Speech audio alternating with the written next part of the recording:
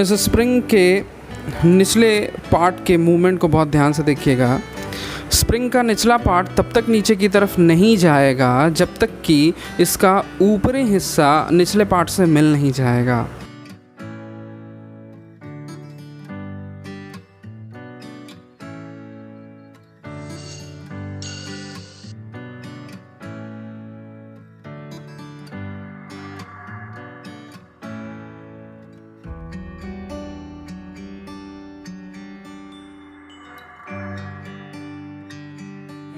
ऐसा क्यों होता है कि जब तक स्प्रिंग का ऊपरी हिस्सा नीचे नहीं आ जाए तब तक स्प्रिंग का निचला पार्ट भी नीचे मूव नहीं करता है। ऐसा क्यों होता है?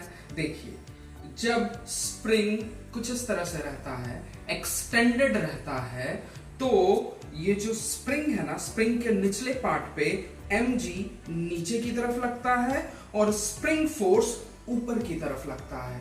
तो mg को ऊपर की तरफ लगने वाला स्प्रिंग फोर्स कैंसल आउट कर देता है या बैलेंस्ड कर देता है, इसीलिए इस स्प्रिंग पे नेट फोर्स 0 लगता है।